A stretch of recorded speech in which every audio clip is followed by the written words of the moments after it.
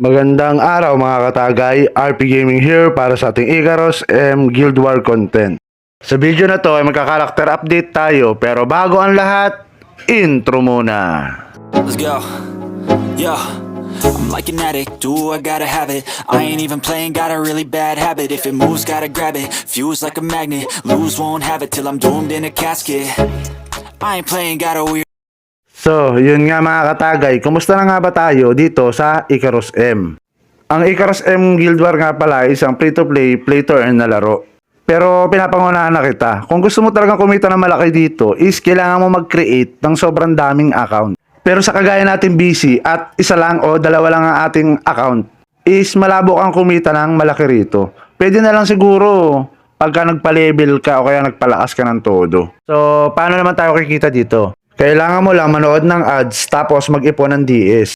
Makaipon tayo niyan sa pagtapos ng dailies, pagpa-farm saka sa mining. Ipapapalit mo siya para maging bell. Mapupunta siya sa Wimix wallet tapos ipapapalit mo siya sa cryptocurrency. Tapos saka mo siya ipapapalit para maging Gcash. So magkano nga ba ang presyo ng token niya? Sa ngayon is nasa 5 pesos lang. Pwede pa siyang tumaas o bumaba.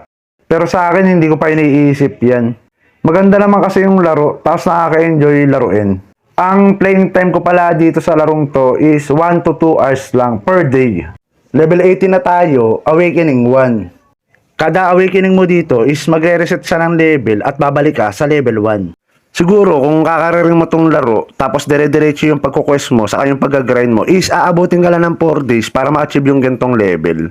3 weeks pa lang naman tong game, kaya kaya-kaya na talagang humabol. Kaya sa mga gusto mag-try ng bagong laro is pwedeng-pwede sa inyo to. Sa dailies naman, ito lang naman ang ginagawa ko. Pagka login ko, pasok agad ako dito sa item dungeon. Bali may time limit siya, 1 hour. So AFK na agad ako dyan ng 1 hour. Bali dyan kasi tayo kukuha ng DS, saka ng item. Kagaya sa akin, kinumpleto ko muna tong Ancient Treasure Armor Set.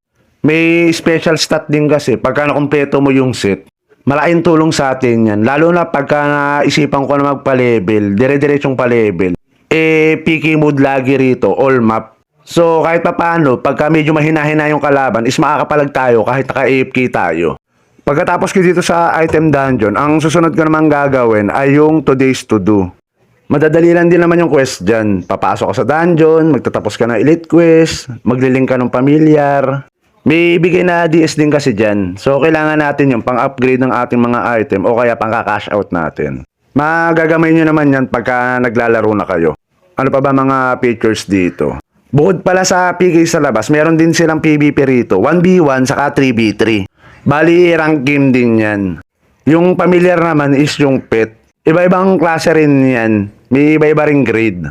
Pwede kang makakuha niyan sa paghahunt ng boss o dun sa itlog na nabibili o kaya sa pagtitame. May monster research din pala dito, saka item research. So, dagdag stat yun pagka nakukumpleto mo yung isang set. Napakarami niyan, kaya napakarami ring source of power dito. Maganda rin pala yung mga skill set nila dito. So, kung mahilig kayo talaga sa mga technical, na pagalingan sa skill build, tapos pagalingan kumombo, ay ayos sa inyo to. Hindi ko lang alam kung may skill reset dito. Kaya dapat talaga babasahin nyo muna yung skill eh. Tapos pag-aralan nyo. Kasi meron dito mga airborne, hold, stun, saka knockdown. Depende naman sa inyo kung ano yung pa-priority nyo dyan. Sa boss hunting naman, lumalabas siya per channel. Pero magpalakas muna kayo, huwag kayong masyadong maasim. Pag natapos ko naman yung mga dailies na ginagawa ko rito, tapos may oras pa, ay nampipigay naman tayo para kahit pa paano na-enjoy natin yung laro.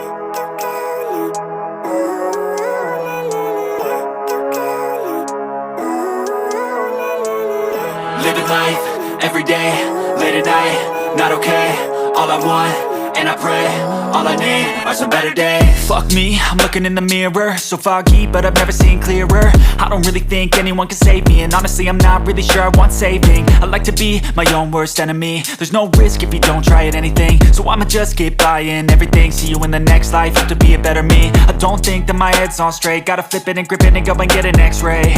What's wrong with me? I just feel weight pushing on my chest and it squeezes till I suffocate. Better change my mindset, meditate. It's pretty cool that I'm alive and have better days. I could walk, see, hear, I should celebrate. Think I could change my mind, maybe elevate. Living life, every day, late at night, not okay. All I want, and I pray, all I need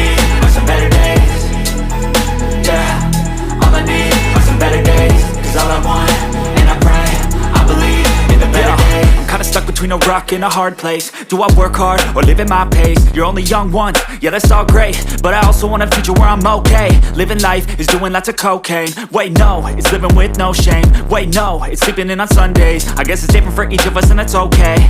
Well I just wanna be happy, how to get there? Glad that you asked me. I think it's different for everyone. Some of us need work, others need fun. Some of us need purpose to overcome. But try to do what you love when it's said and done, cause there's so many differences in each of us. Trust your gut, it can show you what you want. Living life, every day, late at night, not okay. All I want, and I pray, all I need are some better days. Yeah, all I need are some better days. Cause all I want, and I pray, I believe in the better days. Living life, every day, late at night, not okay. All I want, and I pray, all I need are some better days. Yeah, all I need are some better days. Cause all I want, and I pray, I believe in the better days. So, hanggang dito na lang mga katagay. Hanggang sa muli. Happy leveling. Salamat.